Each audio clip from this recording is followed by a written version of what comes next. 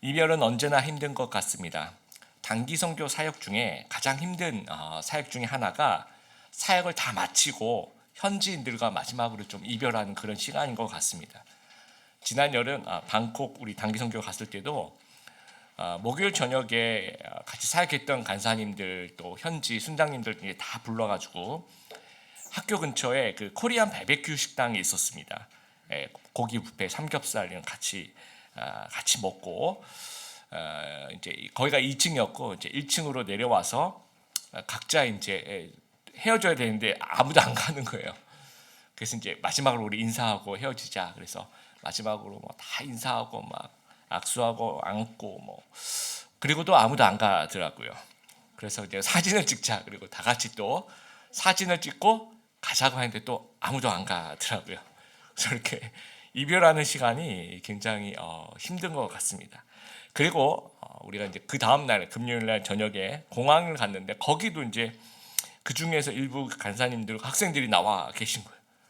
그래서 또 마지막으로 인사하고 안 가고 또 사진 찍고 또 안 가고 같이 또 뜨겁게 서로 위해서 기도하고 아무도 안 가고 우리 들어가야 되는데 그래서 이제 뭐 머뭇머뭇하고 그렇게 헤어졌던 기억이 납니다. 칼릴 지브란이 이런 얘기를 합니다. 이별의 시간이 될 때까지는 사랑은 그 깊이를 알지 못한다.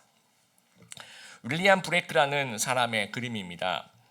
영국의 낭만주의 화가 18세기 양말 공장 직공의 아들로 태어나서 독학으로 이제 그림을 공부한 거예요. 성경 이외의 책은 자기가 읽어본 적이 없다라고 얘기하는데 당대 사람들은 좀 이 사람의 그림 좀 외면합니다. 왜냐하면 그 어떤 그림의 족보가 없다는 거죠. 그리고 공부도 제대로 안 했고 그리고 인문학적 소용이 부족하다라고 느끼는 겁니다. 근데 굉장히 아방가드로 같은 그림들을 지금 봐도 저는 이해를 못할 것 같은 그런 그림들을 많이 그린 사람이에요.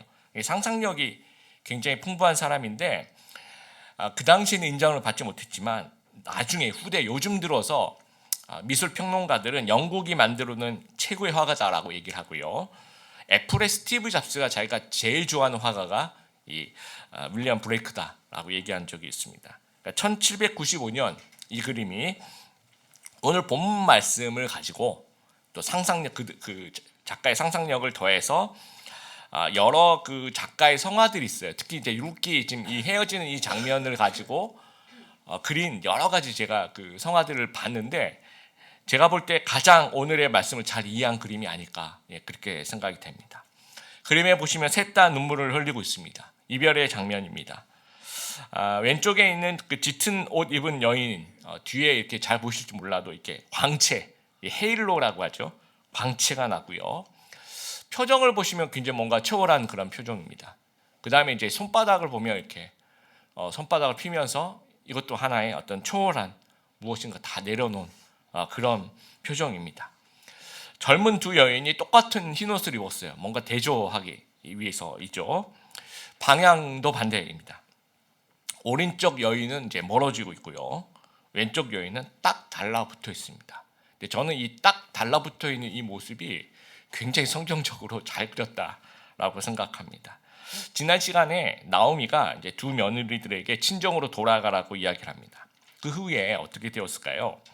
오늘 본문처럼 그림에 나와 있는 것처럼 오른쪽 오르반은 친정으로 돌아갔고 왼쪽 나오미는 룻은 나오미를 붙잡게 됩니다. 나오미를 붙잡는 룻의 행동에서 룻의 그 믿음을 우리가 좀 볼 수가 있습니다. 그래서 오늘은 룻의 믿음에 대해서 믿음의 선택과 전달과 이 동행에 대한 말씀을 좀 같이 나눠 보았으면 좋겠습니다. 첫 번째로 믿음의 선택. 믿음을 버리면 하나만 얻지만 믿음을 선택하면 모두를 얻을 수 있다라는 겁니다. 14절 이제 이별의 시간이 다가왔습니다. 함께한 10년의 시간이 있어요. 슬퍼서 같이 소리 높여 우는데 그리고 난 다음에 한참 울고 난 다음에 오르반은 이제 입 맞추었다라고 하는 것은 작별 인사를 했다는 얘기예요. 그리고 이제 갔죠. 그런데 나오미는 룻은 나오미를 우리 이제 성경 말씀 보니까 붙쫓았다 이게 잘 안 쓰는 표현인데요. 쉬운 성경 매달렸다라고 얘기를 합니다. 이 붙쫓았다라는 말은 히브리 원어로 다바크라고 해서 두 물체가 물리적으로 이렇게 딱 달라붙어서 떨어지지 않는 상태를 얘기하는 겁니다. 자, 이 다바크라는 표현이 성경 이제 구약 성경 어떻게 쓰였냐면요. 창세기 2장 24절 이러므로 남자가 부모를 떠나 그의 아내와 합하여 할 때, 그의 아내와 합하여 한 몸을 이룰지다 할 때 다바크라고 씁니다. 이렇게 딱 달라붙어 한 몸이 되었다라는 말이죠. 또 시편 63편 8절에 나의 영혼이 주를 가까이 따르니, 나의 마음이 하나님 예수 하나님하고 딱 달라붙었다. 가까이 따른다. 주의 오른손이 나를 붙드시거니와. 그래서 룻은 시어머니 나오미와 아주 가까이 딱 달라붙어서 안 떨어지려고 하였다라는 겁니다. 그래서 제가 아까 그림에 정말 이렇게 딱 달라붙는 이 모습을 정말 잘 그렸다라고 생각을 합니다. 룻과 나오미는 성경적인 고부 관계의 모범일까요? 고부 관계의 어려움을 겪고 있는 우리 대한민국 가정에 아름다운 메시지를 전하는 그러한 성경일까요? 이 설 명절을 앞두고 들어야 되는 그런 메시지일까요? 여러분, 우리 한국교회는 여성교회라는 것이 있습니다. 우리 이제 지금 우리 서번트는 다 한 덩어리인데요. 나이별로 좀 쪼갠 거죠. 그때 이제 그 한 5살 터울 또는 10살 터울로 쪼개서 이름들을 붙이는데 좀 성경 이름을 좀 많이 붙여요. 그래서 60대, 70대 연령들은 이제 나오미 성교 이런 게 많습니다. 그리고 30대, 40대는 룻 성교의 이런들이 많은데 아마 이분들은 룻기 좀 싫어할 것 같습니다. 물론 이제 좋은 고부 관계가 등장해요. 근데 룻기를 그런 시각으로 해석하면 곤란합니다. 좋은 고부 관계를 가져라라는 것이 룻을 관통하는 주제라고 보긴 힘들잖아요. 그런 내용도 있지만 이것이 하나의 그 신학적인 주제라고 보긴 힘든 거라는 거죠. 그렇다면 오르바는 나쁜 며느리일까요? 그런 건 아니라는 겁니다. 두 며느리 오르바와 룻은 모두 착한 며느리였어요. 우리가 이제 오늘 본문 14절부터 읽었지만 지난 시간에 이제 보면 8절에 보면 나오미의 말이 며느리들 너희 둘 다 남편 너희의 남편들 자기 아들이죠. 그리고 나오미를 선대했다라고 얘기를 해요. 잘 보살펴 주었다. 이 며느리들이 나오미를 정말 잘 보살펴 주었다라고 이야기를 하고 있습니다. 그리고 이제 9절에 나오미가 두 며느리들에게 재혼을 권유하면서 새로운 남편을 만나서 잘 살았으면 좋겠다. 너희 친정으로 돌아가라고 할 때 큰 소리로 울어요. 다 같이. 그리고 이제 우는 것뿐만 아니라 그 다음 10절에 두 며느리들이 모두 나오미에게 어머니와 함께 어머니의 나라 어머니 백성에게 가겠습니다라고 얘기를 한다는 거죠. 여러분, 우리가 오르바와 룻이라면 이렇게까지 할 수 있겠습니까? 굉장히 모두 다 오르바와 룻은 둘 다 아주 모두 착한 며느리였습니다. 근데 결정적인 차이가 10절하고 이제 16절의 차이입니다. 10절에 이제 오르바도 그렇고 룻도 그렇고 어머니와 함께 있겠다. 또 나는 어머니의 백성, 어머니의 나라와 함께 있겠다라고 얘기합니다. 근데 16절에 룻이 어머니와 함께 있다, 함께 있겠다. 또 어머니의 백성과 어머니의 나라와 함께 있겠다라고 얘기하면서 하나 더 붙여요. 그게 뭐냐면 그 16절 그 뒷부분에 이제 뭐라고 얘기하냐면요. 어머니의 하나님이 나의 하나님이 되시리니라고 이야기를 합니다. 이게 아주 결정적인 차이라는 거예요. 어머니의 하나님. 15절에도 이제 나오미가 그렇게 얘기해요. 오르바는 자기 신들에게 돌아갔다는 겁니다. 그러니까 너도 너희 신들에게 돌아가라는 거죠. 그럴 때 16절에 룻이 이렇게 얘기하는 거죠. 저는 모압의 신에게 안 가겠습니다. 어머니의 신 여호와를 선택하겠습니다라고 이야기를 합니다. 룻이 심성이 착해서 시어머니를 향한 사랑이 너무 커서 남았다. 이것도 틀린 얘기는 아니에요. 일부 맞는 얘기지만 룻은 여호와 하나님의 언약 백성이 되기를 결심했다라는 거죠. 믿음을 선택했다라는 겁니다. D.L. 무디는 이렇게 얘기합니다. 오르바는 고백만 한 반면 룻은 소유하였다. 오르바는 고백만 한 반면 룻은 소유하였다. 무엇을 소유하려면 대가를 지불해야 되는 거죠. 여러분, 이걸 기회비용이라고 합니다. 무언가 하나를 선택하면 다른 선택지는 버려야 되는 거죠. 내가 A하고 B가 있는데 내가 A를 선택하면 B는 선택을 못하는 겁니다. 그럼 이 B가 기회비용이 되는 거예요. 그래서 경제학에서는 이렇게 얘기합니다. 기회비용이 작을수록 좋은 거라는 거죠. 선택할 때. 그렇죠? 이 기회비용이 너무 커요. 그러면 내가 A를 선택하면 그게 큰 좋은 선택이 아닐 수도 있다라는 겁니다. 그래서 똑똑한 사람일수록, 이게 경제학적으로 얘기하는 겁니다. 똑똑한 사람일수록 기회비용이 작은 것을 선택하는 거래요. 여러분, 그래서 제가 한번 상상을 해봤습니다. 여러분이 이제 식당 둘 중에 하나를 고르는 겁니다. 이건 어디까지 상상을 하는 거예요. 그래서 미슐랭 우리나라 3스타 안성재 셰프의 그 모수에 가서 그 저녁 파인 다이닝의 그 디너를 먹는 것과 동네 북경 반점에서 짜장면 한 그릇을 먹는 것을 한번 비교해 봤습니다. 둘 중에 이제 어떤 하나를 선택하면 나머지 하나를 못 먹는 거죠, 그렇죠? 이럴 경우에는 디너 제가 찾아봤습니다. 도대체 이 디너 얼마 정도 하는가 봤더니 이게 정확한 건 아니고요. 70만 원 정도 하고, 동네 그 북경 반점 짜장면집도 찾아보니까 7,000원 정도, 그래서 한 100배 정확하게라고 생각합니다. 그럼 둘 중에 어떤 선택을 하느냐, 우리의 가치 판단이 들어가는 거예요. 그래서 나는 역시 돈이야. 나는 음식의 질을 소중하게 생각하는 사람이야. 난 야채의 그 익힘이 소중하게 생각해. 이분하게 이렇게 돼야 돼. 라고 생각되는 사람이 있으면 이거는 뭐 생각할 것도 없어요. 무조건 이제 모수의 그 디너 70만 원, 이건 이제 우리가 돈을 누군가 내준다고 가정할 때, 이건 죄송합니다. 처음부터 이 얘기를 했어야 되는데 힘들었으면 용서해 주시고요. 무한대로 하나님이 돈을 주신다 가정을 했을 때 어떤 선택을 하느냐라는 겁니다. 그런데 여러분, 나의 가치가 뭐 이렇게 음식의 질이야 그게 아니라 관계야. 나는 관계가 제일 중요해라고 하는데, 내가 정말 싫어하는 그 직장 상사들과 모수에 가서 막 어려운 그 음식을 먹어야 될래? 그거 먹을래? 아니면 내가 제일 사랑하는 사람과 북경 반점 갈래? 그러면 여러분 어떤 거 선택하겠어요? 북경 반점 우리 집사님 정도가 그렇게 얘기하면 진짜 이건 지금 맞는 거예요. 이게 모수를 포기하고 북경 반점을 선택할 정도면 관계를 소중하게 생각하는 그 가치가 들어가 있는 거죠. 마찬가지입니다. 룻의 선택도 가치가 이렇게 들어가 있는 거죠. 여호와 하나님에 대한 믿음을 선택하면 얻을 수 없는 것들이 있어요. 버려야 하는 것들이 있습니다. 무엇을 버려야 됩니까? 익숙한 자기 고향과 나라와 그 문화를 버려야 합니다. 낯선 언어, 낯선 나라에 들어가서 낯선 문화를 배우고 낯선 종교 안으로 들어가는 그런 불편함을 감수해야 되는 겁니다. 경제적인 기반이 전혀 없는 곳으로 가는 위험을 감수해야 되는 겁니다. 시어머니를 부양해야 하는 그런 수고를 감수해야 되는 것입니다. 이스라엘 사람들이 모압 사람들 별로 안 좋아해요. 그러니까 그 땅에 갔을 때, 또 어머니가 그 베들레헴에 돌아갔을 때 좀 뭔가 소외된 듯한 또 좀 혐오에 대한 것도 느껴야 될 거고요. 그리고 재혼도 힘들지 않을까 그런 생각도 있었을 겁니다. 또 친구처럼 의지했던 동족인 동서죠, 오르바도 이제 없습니다.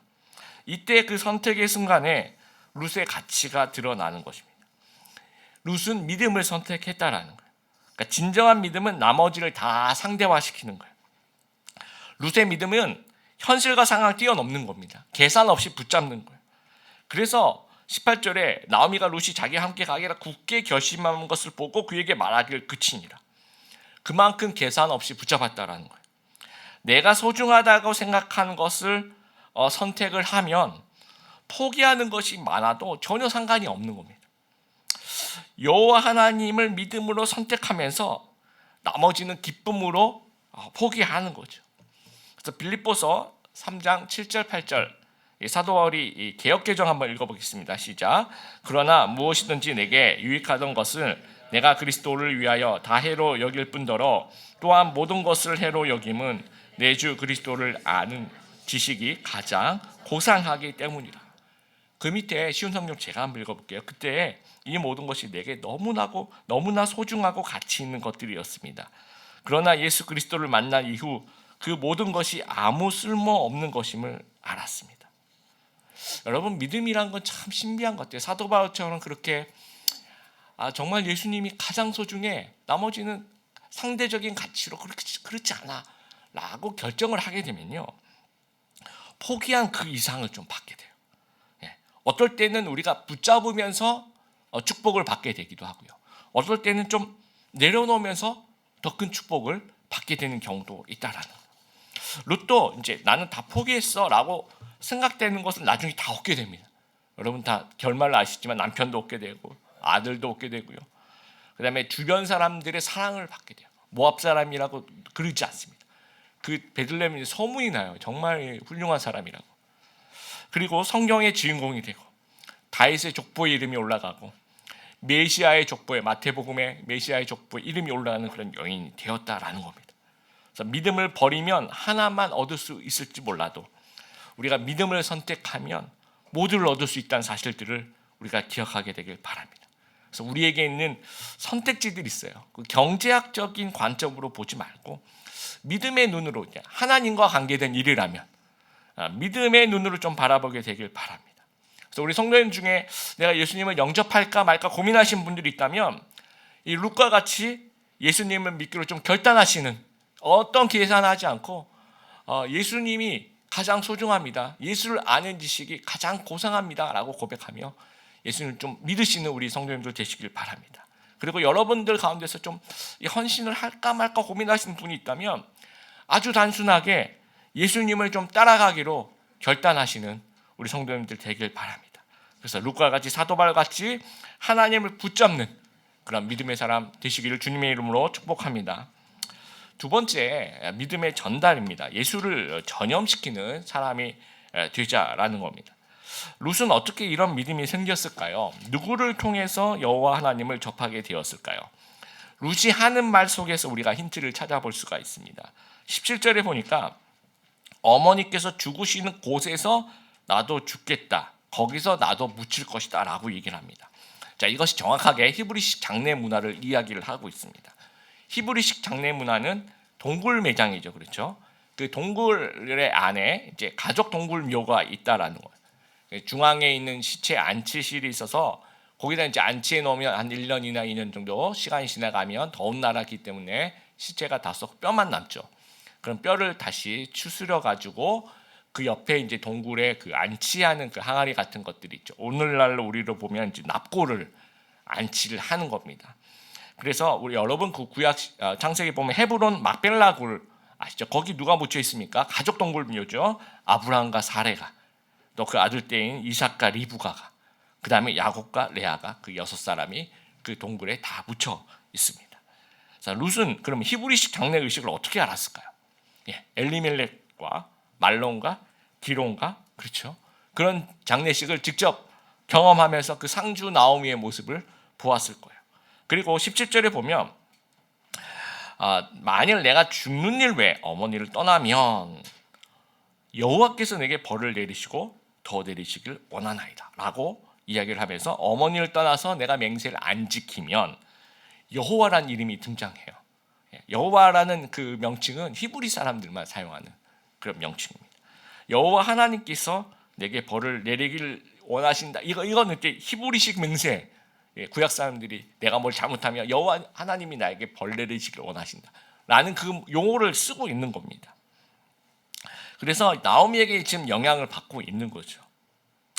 룻은요, 나오미의 신앙을 아주 자연스럽게 지켜보게 되는데, 첫 번째로 나오미는 인생이 풀리지 않는데도 하나님에 대한 신앙을 계속 가지고 있는 거예요. 인생이 참 이름대로 안 되죠. 엘리멜렉이라는 이름이 이제 제가 말씀드렸듯이 여호와는 나의 하나님이다라는 뜻입니다. 그런데 엘리멜렉은 여호와가 나의 하나님이 아니라, 그렇죠, 모압이 나의 하나님이라서 모압으로 갔죠. 나오미의 이름은 우리 이제 20절에도 나오지만 기쁨이라는 뜻이 원래. 나오미는 기쁨이 지금 아직까지는 기쁨이 없어요, 그렇죠? 계속. 그래서 나를 나오미라고 하지 말고 20절에 마라라는 말은 이제 쓰다라는 거예요. 나를 그 인생의 쓴맛을 그렇게 가지고 있는, 그렇게 불러라라고 얘기를 하는 거예요. 이름대로 하면 안 되죠. 그리고 이제 아들들의 이름도 정말 아까 우리 영상에도 잠깐 나왔지만 말론, 약골이라는 뜻이고요. 기련, 이건 소멸된다. 여러분 자기 자식한테 어떻게 이렇게 붙여줄 수 있을까요?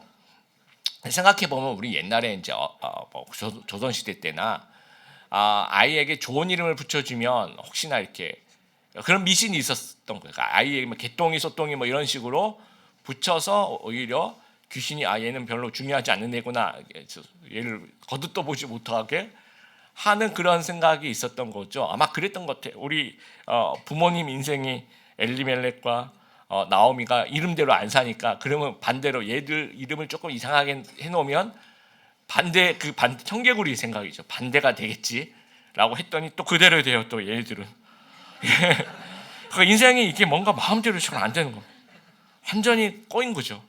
예, 망한 거죠. 예. 그런데도 회복이 돼요. 신앙이 나오미 회복. 그거를 옆에서 지켜보는 겁니다. 그리고 20절하고 21절에 굉장히 중요한 단어가 나오는데요. 우리나라 말로는 전능자가 21절에도 전능자가 나를 괴롭게 하셨거든요. 이렇게 나오죠.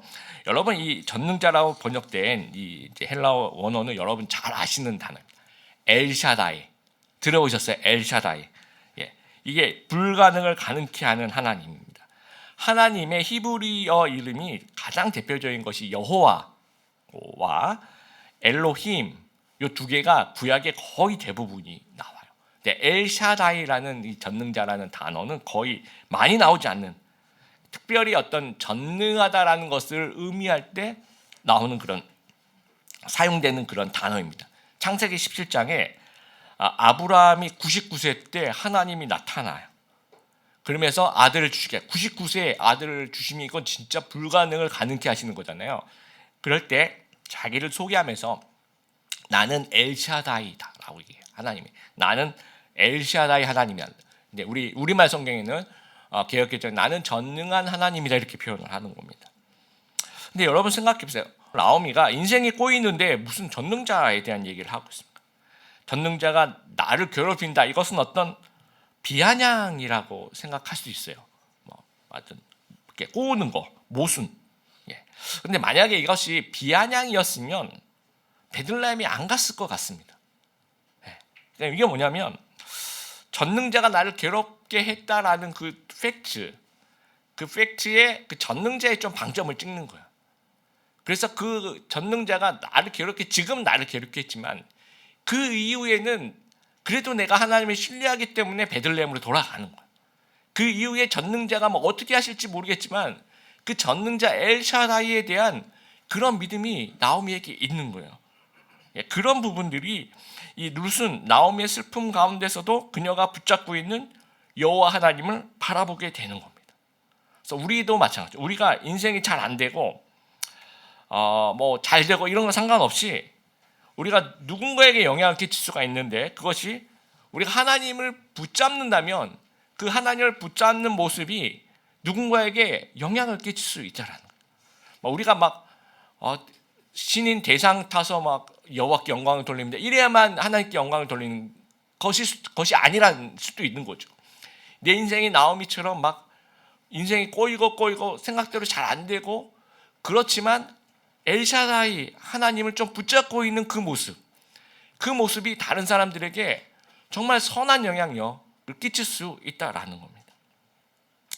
두 번째는요, 엄청난 슬픔 가운데서 변함없이 며느리들을 딸같이 사랑해주는 나오미의 그 헷세대의 모습을 이제 룻이 지켜보는 겁니다. 내 딸들아 돌아가라라고 얘기를 해요. 정말 딸같이 생각하는 겁니다. 너희로 인해서 내 마음이 아프다고 정말 진심으로 얘기합니다. 근데 며느리들이 10년 동안 동행하면서 다 봤어요. 그렇죠? 진심을 이해합니다. 아주 좋은 인격이었음을 경험합니다. 근데 만약에 나오미가 그 10년 동안 신앙인으로서 잘못 살았으면 막 시월드 막 이런 거 막 하고 그러면 며느리들이 친정으로 돌아가라 그러면 막 울고 막 안 가겠다고 그러지 않고 어떻게 하겠어요? 할렐루야를 외치고 막 잔치를 벌리고 막 그러겠죠. 막 붙잡고 이거는 뭐 말도 안 되는 거예요. 그렇죠? 그런데도 막 안 그랬다. 막 붙잡고 나 안 가겠다고 막 울고 이것은 나오미의 그 헷세디를 그게 영향을 미쳤다라는 거예요. 룻은 모압 사람이죠. 여러분 모압 사람이 섬기는 신은 그모스라는 신이에요. 민수기 21장 29절을 보면 모압아 내가 화를 당하였도다. 그모스의 백성아 내가 멸망하였도다. 그러니까 모압을 그모스의 백성이라고 얘기하는 거예요. 근데 그모스는 전쟁의 신입니다. 그러니까 어린 아이를 불에 태워 제물로 드리는 그런 이상한 종교입니다. 열왕기하 3장 27절에 보면 모압 메사가 이제 그때 이제 전쟁을 벌이다가 이제 거의 다 지고 있었어요. 그러니까 자신의 맏아들을 그 전쟁의 위기 중에서 직접 번제로 그모스에게 제사를 합니다. 그랬더니 이제 뭐 그모스를 보고서 기가 질려가지고 이제 공격하는 사람들이 이제 일단은 이제 병력을 물리는 뭐 그런 일들이 자꾸 일어나죠. 그러니까 이 그모스를 섬기는 그 종교는요, 자신의 이익을 위해서 약자를 희생시키는 그런 종교라는 거예요. 그러니까 목표를 달성하기 위해서는 뭐 자식도 뭐 타인 뭐 그런 거 안 가리는 거죠. 죽여서라도 쟁취해내는 헤세드 없는 그런 세상 종교라는 겁니다. 그런데 그모스의 백성인 루시 본 하나님의 백성은 나오미가 헤세드를 가지고 있는 거죠. 굉장한 충격이었을 거라 생각합니다. 그러면서 당신이 믿는 하나님이라면 나도 믿어보고 싶다라고 결심을 하게 되었을 거라는 거죠. 이것이 믿음의 영향력이라는 겁니다. 사도행전 24장 5절을 보면 바울의 별명이 나와요. 뭐라고 되어 있냐면 이 사람은 전염병 같은 자라. 여러분 개역개정에 이렇게 점잖게 표현되어 있는데 그 전에 나왔던 개역 한글 같은 사람 것은 조금 더 이렇게 옛날식으로 번역이 돼서 이 사람은 연병이다 이렇게 진짜 그렇게 옛날 성경 그렇게 번역이 되어 있는데 이게 개역개정에는 좀 제대로 이렇게 했습니다. 이 사람은 전염병과 같은 자다라고 잘 번역이 돼서 너무 감사합니다. 오늘날 우리가 번역하면 이 사람은 코로나19이다 이렇게 번역을 할 수 있을 것 같아요. 왜 그렇게 번역합니까? 이 사람은 함께 있으면 전염되는 거예요. 사도 바울 옆에 있으면 예수님을 끊임없이 얘기하는 거예요. 그래서 그 사람을 설득을 시켜요. 그러니까 이 사람을 거쳐간 곳은 이 사람이 이렇게 1차 선교 여행, 2차 선교 여행, 3차 선교 여행 우리 아카데미 때 여러분 배우셨죠? 기억나십니까? 1차 선교 여행 무슨 모양? 이 C 모양이라고 배웠죠? 예, 그런 눈으로 저를 쳐다보시면 안 됩니다. 벌써 지난 목요일입니다. 2차 선교 여행은 무슨 모양? 땅콩 모양으로. 그렇죠. 3차 선교 여행은 어떤 모양? 국자 모양으로. 그러니까 거기 지나가기만 하면 교회가 생겨요. 쳐다보는 전염병과 같은 사람이죠. 그래서 빌 할벨 목사님이 쓰신 책이 예수를 전염시킨 사람. 네, 영어로 Becoming Contagious Christian입니다. 나오미를 통해서 룻에게 전염이 되는 거예요. 또 우리도 나오미처럼 나를 통해서 이제 믿음이 흘러가야 되는 거죠. 주변을 전염시키는 그런 믿음의 사람 다 되시길 바랍니다. 그래서 우리가 3월 8일 지난 시간에 좀 말씀드린 것처럼 이 Becoming Contagious Christian 세미나를 할 겁니다. 그래서 이제 줄여서 BCC라고 해서 그 BCC 세미나를 3월 8일에 진행할 그런 생각입니다. 우리 다 와서 예수를 전염시키는 우리 모든 전교인 같이 할 겁니다. 예수를 전염시킨 사람들 우리도 나오미와 같이 그렇게 좀 되어보게 되기를 바랍니다. 세 번째 믿음의 동행은 인격과 신앙 모두 갖춘 좋은 사람이 되어야 한다라는 겁니다. 홍콩 사우스 차이나 모닝 포스트 작년 10월 25일자 기사입니다. 중국 중부에 있는 허난성이라는 곳에 일란성 쌍둥이 자매가 태어났는데 이제 부모가 너무 가난한 거예요. 그래서 이제 키울 형편이 안 되는 겁니다. 그래서 이제 그러면 안 되는데 불법으로 이제 몰래 이제 이 아이를 버릴 수는 없고 해서 각각 이제 입양을 동시에 시킵니다. 그래서 이제 그 자매들은 서로의 존재를 모른 채 각자 이제 알아서 이제 성장하고 있었는데 2021년 3월에 그 소셜 미디어를 할 거 아니에요, 본인들도. 우연히 자기와 똑같이 생긴 여성의 동영상을 이렇게 발견한 겁니다. 너무 똑같이 생긴 거예요. 그래가지고 이제 그 DM을 보냈겠죠. 서로에게 뭐 연락을 취했겠죠. 그래서 이렇게 만나봤더니 생일도 똑같고 혈액형도 똑같고 관심사도 똑같고 얼굴도 똑같고 패션 취향도 똑같고. 그래서 우리 이거 심상치 않다. DNA 검사를 해보자. 그래서 DNA 검사를 해봤더니 쌍둥이가 확인이 된 거예요. 여러분 얼마나 기쁠까요? 생각만 해보시면 너무 행복해서 이들은 뭐 하여튼 만나서 떨어지지 않을 정도로 그렇게 행복한 시간을 보냈다라고 합니다. 그런데 이제 둘이서 이제 같이 사업을 시작한 거예요. 온라인 쇼핑몰을 시작했는데 적자가 나기 시작합니다. 그러더니 이제 서로 비난하기 시작합니다. 네가 사업에 소홀해서 그런 거다. 아니다, 네가 성격이 이상해서 그런 거다. 하면서 서로가 이제 서로 때문에 이 사업이 안 됐다 그러고 그러면서 대판 싸우고 막 그러다가 또 극적으로 화해해서 한번 그럼 다시 한번 사업을 해보자. 그래서 레스토랑을 다시 오픈했더니 서로 또 이제 장사 잘 안 되는 거예요. 서로 공금을 빼달렸다, 아니면 너 때문에 그렇다 하면서 주장이 엇갈리면서 계속 싸우면서 결국은 갈라섰다라는 거예요. 여러분, 우리가 어떤 사람과 오래 갈까요? 어떤 사람과 오래 가지 못할까요?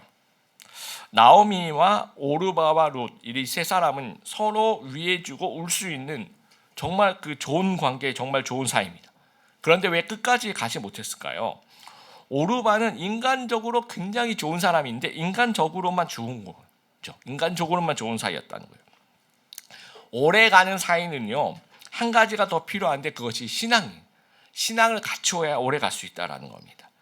그러니까 나오미와 룻은 인간적으로도 좋은 사람, 동시에 신앙적으로도 좋은 사람이었다라는, 그럴 때 오래 갈 수 있다라는 거예요.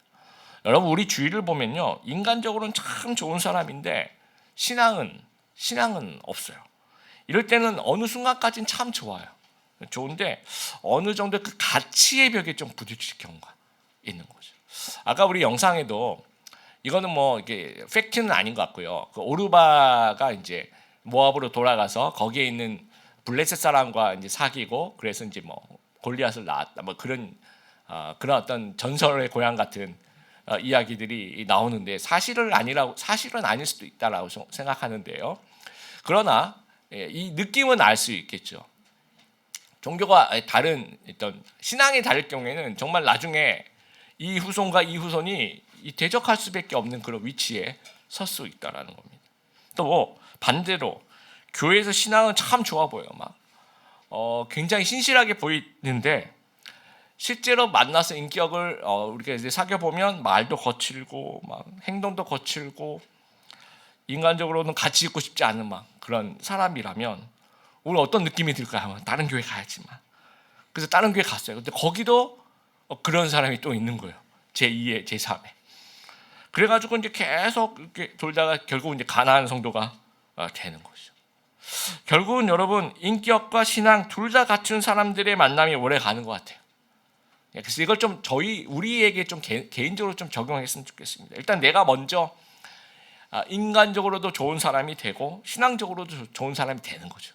내가 먼저 둘 다 좋은 사람이 되는 겁니다. 그러면서 이런 좋은 사람들과 좀 믿음의 동행을 좀 꿈꿀 수 있는 그런 저희들이 되었으면 좋겠습니다. 말씀을 좀 마무리합니다. 이제까지 룻은 대사 한마디가 없다가 16절에 이제 첫 대사부터 아주 강렬하게 등장하고 있습니다. 강렬하게 느껴진 이유는 믿음이에요. 믿음은 사람을 강하게 만드는 것입니다. 룻의 믿음이 그의 삶을 아주 강렬하게 만들어가고 있는 것입니다. 그래서 우리가 어떻게 살아갈 것인가 라고 생각할 때 믿음을 선택하고 믿음을 전달하고 믿음의 동행을 좀 꿈꾸는 그런 하나님의 사람 다 되시기를 주님의 이름으로 축복합니다.